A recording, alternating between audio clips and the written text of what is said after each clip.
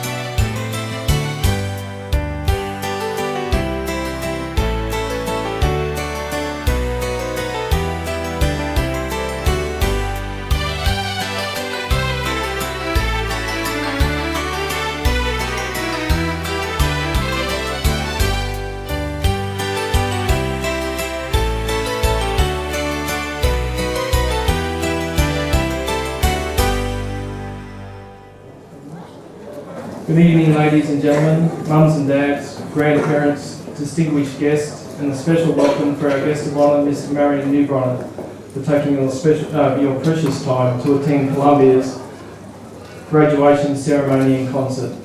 My name is Andrew Ball, and on behalf of the Columbia Early Learning Centre, I would like to welcome you to the school's 8th graduation ceremony and year-end Christmas concert.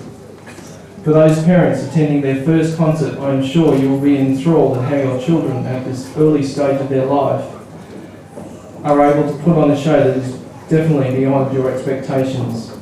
And for those more seasoned parents, I'm sure you're looking forward to an evening of laughs and cheers and seeing how far your children have grown since you were last here 12 months ago. And finally, for those parents with students who are graduating this evening, there must be a sense of immense pride at seeing how far the little ones have grown so far and developed under the school's guidance. But I would imagine there's also a sense of intrepidation as they embark on the next stage of their school life and enter primary one. But I can say with great confidence that your children have possibly received the best leg up they can get with teacher Emily and her team of teachers, very professional and caring direction. So tonight we are celebrating your children's development, from babies to toddlers, and from toddlers to young boys and girls in their first graduation ceremony. They most certainly will make you extremely proud tonight and well into the future. Further into the evening, we'd like to just set the mood and have a short montage showing the K2 students as they have progressed through the years and culminating in tonight's graduation.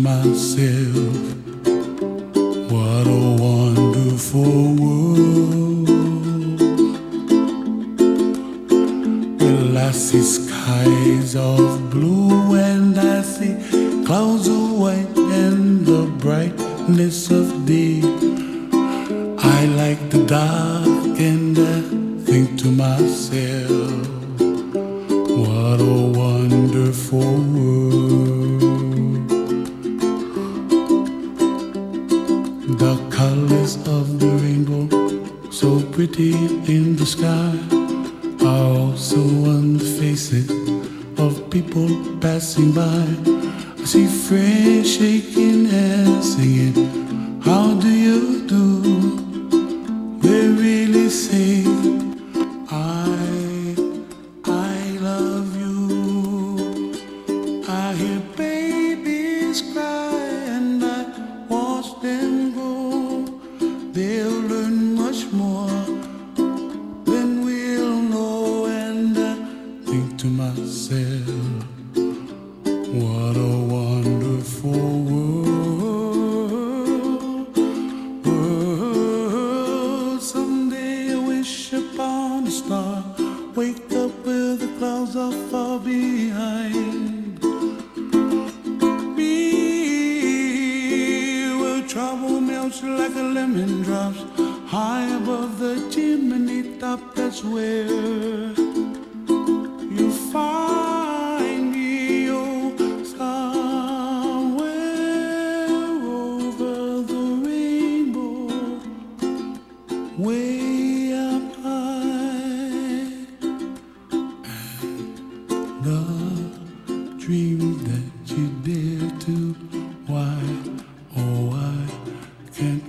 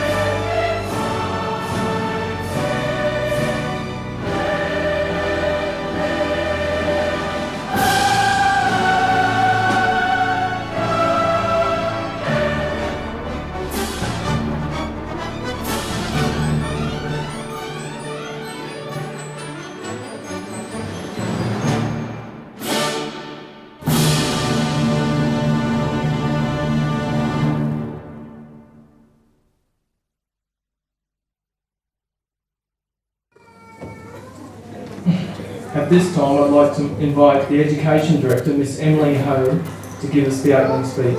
Please put your hands together for Miss Emily Ho. Well, I can't help but feel really emotional, especially when the Majestic Park came on. So I thought I'd just share that with you. Okay. Good evening, Miss Marian Nebrana, our guest of honor for this evening, parents, relatives, and friends of Columbia Early Learning Center. Welcome to our 8th annual graduation and year-end concert. Another year has whizzed by swiftly, and here we are again at another of Columbia's concerts. There is a saying that there is no 7 wonders in the eyes of a child. There are 7 million. As we watch the children who are graduating today, we can witness in their excitement and their wonder what childhood should exactly be. If only we could bottle their enthusiasm and their innocence. We are, however, responsible for ensuring that they retain these wonderful qualities. It is our responsibility as educators and parents to work together to help them become not Peter Pans who never grow up, but adults who retain the wonder of childhood. This is definitely a difficult challenge made possible only by the love and affection we have for them.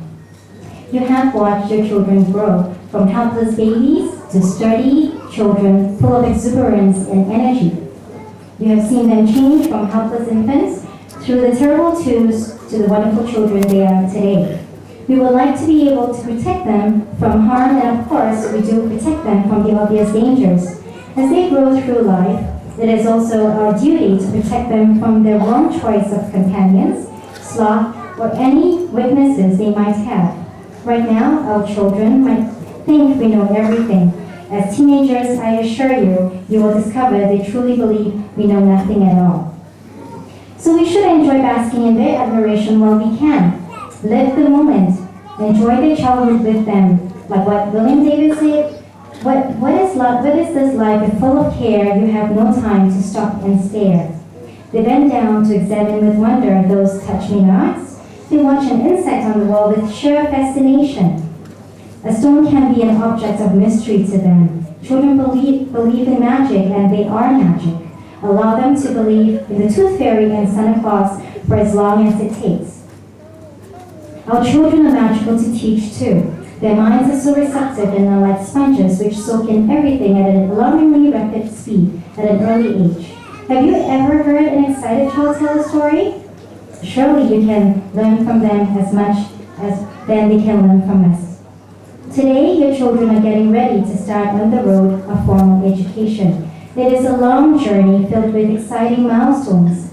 Make yourself a promise that you will travel this road with them while they need you, and then give them their independence when they need that too. Always assure them that they have your support, your understanding. If you do this, you would have done your duty as parents. Until then, enjoy your children, as the film of childhood can never be run through for a second showing. This year, Columbia would like to acknowledge a family whose 3 children have received their preschool education at Columbia. They are parents of Lim Wing Tie, Lim Xiao Hui, and Lim Xiao Yi.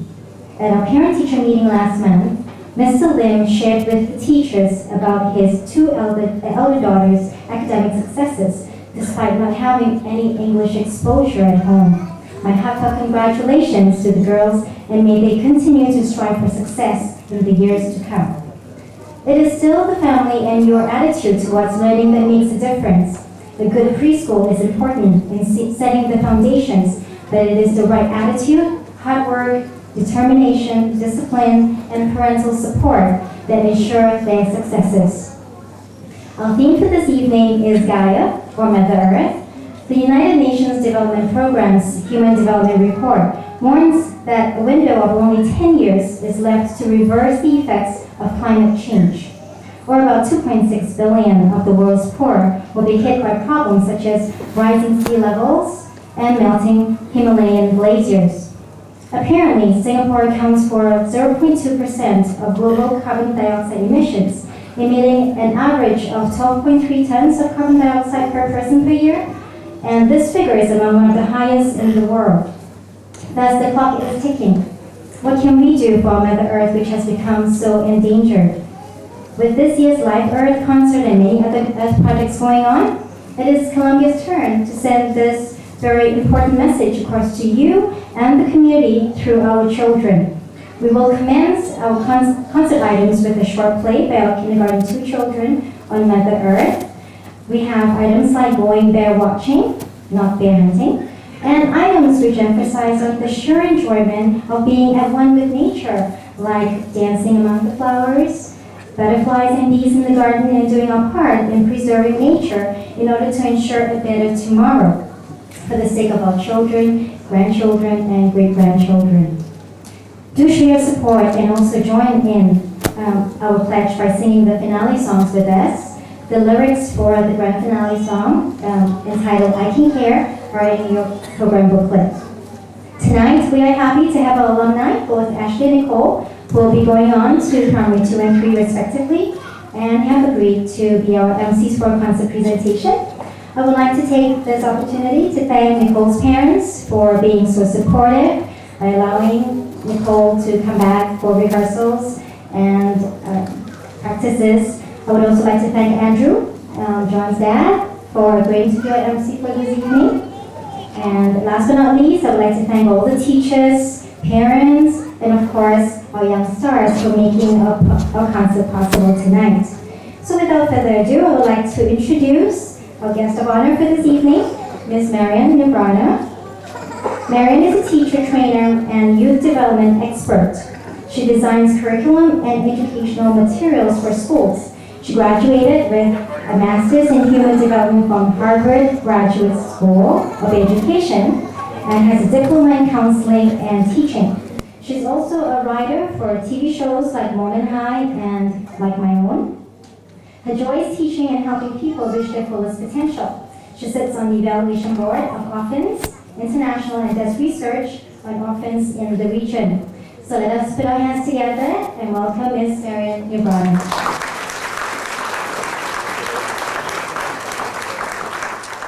Okay, it's strange because I can't see any of your faces in the dark. Okay, and I'm hoping that if you are unhappy, you let me know in a way that is I can see. Okay, but at this point in time, I'm looking at very happy faces. I really appreciate this chance to talk to you, and I also spoke very clearly to Emmeline about what I could really contribute to an organization or academy or educational institute that seems to be already so much on its way to, perfection and striving for the good of your children. I mean, just looking at the video and the way it's run, your children are in a very, very good environment, very conducive, very supportive. But I know more than anyone else probably, but I know as much as some other people that, in fact, excellence as a person, that means your own excellence, sometimes is the most hardest to achieve, not because the environment is not supportive, but because you may not be able to take from the environment what you need.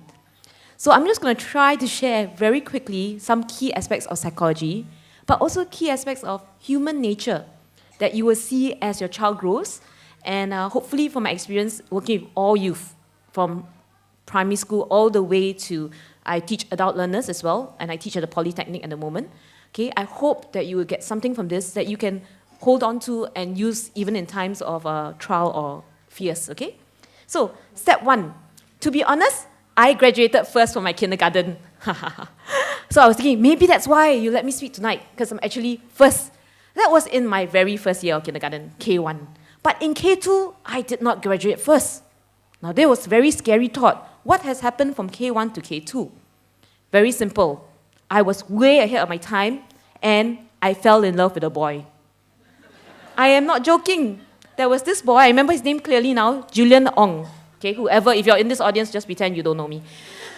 And Julian Ong basically was very boy, he was hanging out, having fun. We were playing all these funny games that came from the TV. So we were following this TV show, and there was this captain, right? Hero captain, and I was the pretty girl. Or so I thought, the pretty girl in the cartoon. And of course, the pretty girl never saves the day. She's just there to support the hero, right? Moving right along, yeah. So the pretty girl did not save the day. And I actually, in my attempt to be more socialized, I actually tried not to be as smart as I should be. Okay? Don't laugh, okay? It's really, I tried very hard not to be too smart because I didn't want to lose the guy. And I was very effective in my choice. I was not as smart as I should be. So K1, I had my beautiful gift at the end of the year, but K2, no. Okay? And this continued a bit more. But the thing is, what you learn in kindergarten and what you learn in life is a lot about personal skills, okay? People orientation, and also how to develop in front of people, yeah? So let's talk about what you need to know from kindergarten. And I'm sure all the kindergarten know this, but I think the adults may need a little gentle reminder. Okay? I will skip this part. And first, share everything. Okay? Share everything. Okay, adults? Play fair. Okay? Don't hit people. Okay? Put things back where you found them. Okay? I am guilty of this. My office is a bit of a mess at the moment, yeah? Sometimes I don't put things back where I found them. Clean up your own mess. Okay? Guilty again. Don't take things that aren't yours. Say sorry when you hurt someone. All right? Wash your hands before you eat. Okay? And warm cookies and cold milk are good for you. Basically, comfort food. A lot of adults, we need comfort food as well. Live a balanced life. You and I know only too well that when they start going to school, someone's life is going to be a bit unbalanced. Okay? And you might worry about that. So you are in charge of balancing their life. I have too many teacher friends tell me, oh, the parents put so much stress on us. And too many parents coming to me and saying, the teachers is the system. No one puts any stress on you but yourself. And you are the one that puts the stress on the child if you so choose to do so. Okay? When you go out into the world, watch out for traffic, hold hands and stick together. This world is a world about community. Individuals will succeed so far, communities will move further. Emmeline kept on saying, wow, you went to Harvard. I did not go to Harvard on my own. I will stand here and tell you that I thank the Lee Foundation, the Tan Kaki Foundation, the Shireen Fauser Foundation, Catholic Welfare, my mum, my brother, my uncle, my friends for feeding me the entire year that I was saving to go, and myself for taking up that risk, and Harvard for giving me a financial aid. I never made anywhere alone. I make it because people support me. Be aware of wonder. I mean, come on. When did you last sit down and say, wow, a bubble. Wow, a bee. Wow, a flower. Okay, yes, kids are laughing at me because I don't do this often. That's now when Emily gave me this flower, I said, wow, I haven't done one of these a long, long time. Actually, it looks quite good, right? Okay, and of course, remember, whenever you read any book, okay, Dick and Jane is an Americanized book, but the first thing you say is, look. Look and see. Because all you need to do is look and see and everything will come to you. Education is about seeing.